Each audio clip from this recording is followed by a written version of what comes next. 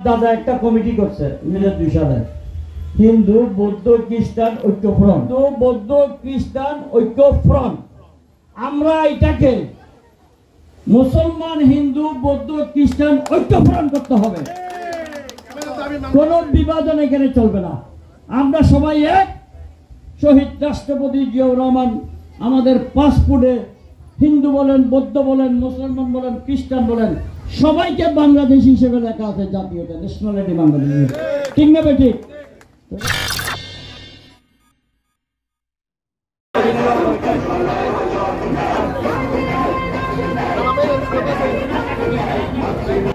সনাতন ধর্মাবলম্বী ঐক্যের ধর্মীয় উৎসব শারদীয় দুর্গাপূজা উপলক্ষে বিএনপির ভারপ্রাপ্ত চেয়ারম্যান তারেক রহমানের শুভেচ্ছা বার্তা পৌঁছে দিবেলাই ফটিকছড়ি পৌরসভা ও নাজিরহাট পৌরসভার বিভিন্ন মণ্ডপ পরিদর্শনত গিয়ে চট্টগ্রাম উত্তর জেলা বিএনপির সাবেক যুগ্ম আহ্বায়ক আলহাজ সরওয়ার আলমগীর।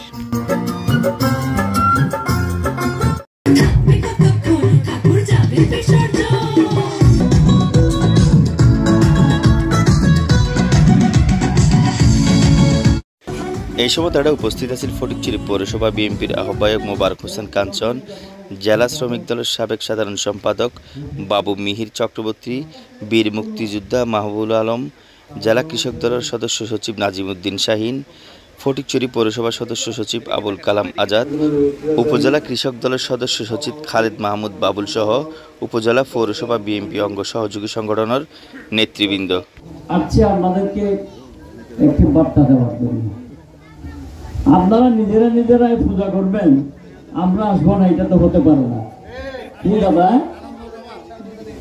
এবার কিন্তু 5ই আগস্টের পর অনেকে মনে করছিল বাংলাদেশের সংখ্যালঘু তারা পূজা করতে পারবে না। আমাদের দলের ভারপ্রাপ্ত চেয়ারম্যান তারেক রহমান 5ই আগস্টে বলেছেন এখানে বাংলাদেশের সংখ্যালঘু বলতে কেউ নেই, আমরা সবাই বাংলাদেশি। যার কাছে পাসপোর্ট আছে, পাসপোর্টে যদি রতন বাবুর নামটা লেখা থাকে, ওইখানে জাতীয়তা লেখা থাকবে বাংলাদেশি। বলে আমাদের এখানে কেউ সংখ্যালঘু আছে? নিচে কোনো সংখ্যালঘু লেখা আছে?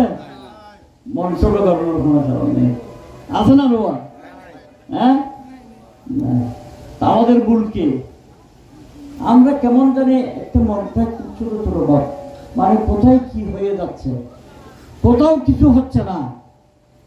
আমরা যদি সাহস নিয়ে এগিয়ে যাই, আমরা আমাদের ধর্ম পালন করব, আপনারা আপনাদের ধর্ম পালন করবেন, আমরা সবাই এসে করব। এটাই হলো আমাদের বাংলাদেশে। আমরা যদি ইস্পাত কঠিন ঐক্যবদ্ধ থাকি, দুষ্কৃতকারী নিশ্চয় তারা অপরাধ করেছে। আর সরস্বতী পুজো, বড় পুজো, খুব কেয়া করো, তোরা তো সরস্বতী পুজো করো, বদলের টিয়া ভাড়া দিস। মনে হয় যে ধর্মপুরের মাঝে বেশি হই ছাত্রলীগ দিব নাকি? হই না, না হয়, কই না, মিশা কথা না হইবে, কই না, না হয়, নইলে তোর এবাদত কবুলই তো কই না, না হয় আগে এই বেখাই রাতে তোর এই যে ডাকাইতন, ওরা কিন্তু পালিয়েছে, ওরা নাই। কারণ ওরা পালানোর কারণ হলো ওরা অন্যায় করেছে। অন্যায় করে নাই? ওই আমাদের এই সভাপতি তো পালায়নি, পালাইছে? ও তো বীরের মতো ঘুরতেছে, নিশ্চয়ই সে অন্যায় করে নাই। দিল্লির তোর হচ্ছে নরেন্দ্র পার্টিকে বাংলাদেশের হিন্দু হলের অবস্থা ভয়াবহ, আর বাংলাদেশের হিন্দু হল হচ্ছে আর ডিস্টার্ব নগরী, আর খুব আরামে আছে। হ্যাঁ, আমরা খুবই আরামে আছি, তুমি আমাদেরকে ডিস্টার্ব করবে না।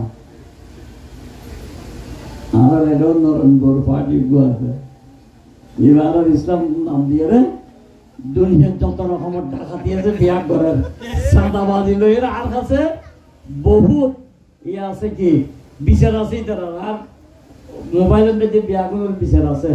বিশাল বিশাল উজুর হল, 3 মাইল লম্বা দাড়ি, যা ঘরের ব্যাগ ডাকাতি, বুঝছো না? সাবধান, ওরা হলো ধর্ম ব্যবসায়ী।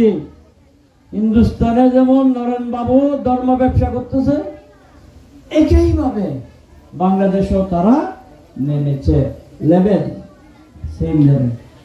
এই জন্য আপনারা সাবধানে থাকবেন। সাবধানে থাকার জন্য একটি মাত্র কাজ, আমার দাদা একটা কমিটি করছে 2002 সালে, হিন্দু বৌদ্ধ খ্রিস্টান ঐক্য ফ্রন্ট। ও রতন বাবু না, হিন্দু বৌদ্ধ খ্রিস্টান ঐক্য ফ্রন্ট। আমরা এটাকে মুসলমান হিন্দু বৌদ্ধ খ্রিস্টান ঐক্য ফ্রন্ট করতে হবে।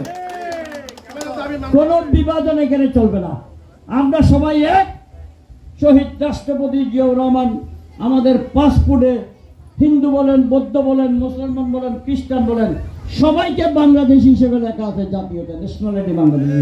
ঠিক না ঠিক? কেন আমরা এটা যাব? আমরা সবাই বাংলাদেশি, আমরা সবাই ঐক্যবদ্ধ থাকব। আমাদের দলের ভারপ্রাপ্ত চেয়ারম্যান তারেক রহমানকে প্রধানমন্ত্রী বানাতে হবে। আপনারা প্রসাদও খাবেন, মার্কা দেখে প্রণামও করবেন, দানের শীষ মার্কায় ভোটও দিবেন। আমরা সবাই ঐক্যবদ্ধভাবে থাকবো।